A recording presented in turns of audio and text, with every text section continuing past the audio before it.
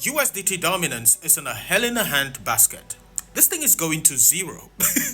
Now, I made about a 50-minute long video yesterday over on the YouTube channel, Understanding Crypto on YouTube. And the truth is, I don't intend for them to be that long. Usually, I strive for about 10 to 15 minutes, and I end up at about an hour. But what we were basically saying about USDT dominance, we covered a lot more stuff. We covered the S&P, we covered the dollar, we covered USDT dominance, we covered BTC, we covered Ethereum, BTC, some altcoins, and a lot more stuff. Even BTC on the CME, where we have a CME gap somewhere around 115 to 114. So that now is our current base for BTC. You can go and watch it to see all of this. I have timestamps though, because it's a very long video. For USDT dominance here, this thing will go to zero. Now, I'm joking, but we have about 10% right here for this thing to plummet. That may translate to more than 10% move for BTC to the upside.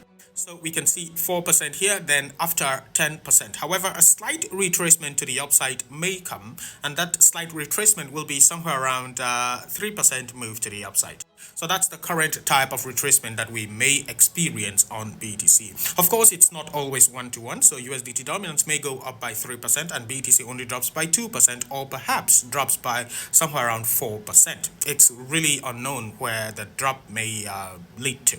However, we do have a base on BTC, so I'm thinking that if USDT dominance is to go to the upside, BTC's maximum drop will be somewhere around 115 to 114. At least that's what we can see for now. It's important to note that this is all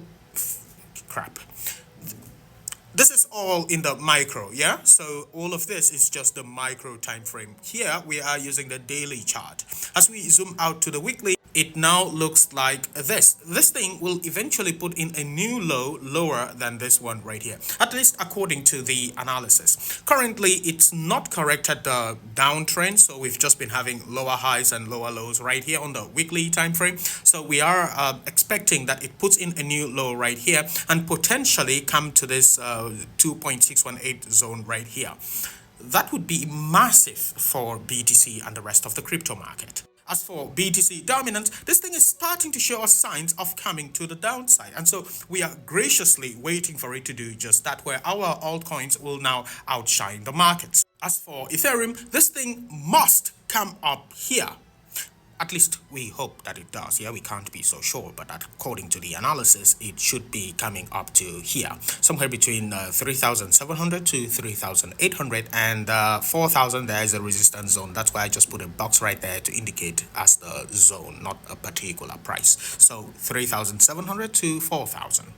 At that particular zone, this thing now will prove to us if it's going to make those bigger moves. So that's the quick rundown of the 50-minute long video. I think that was like 55 minutes. But if you want to learn some more and understand all of this stuff, how I get the targets and stuff, go watch the video Understanding Crypto on YouTube. Ciao.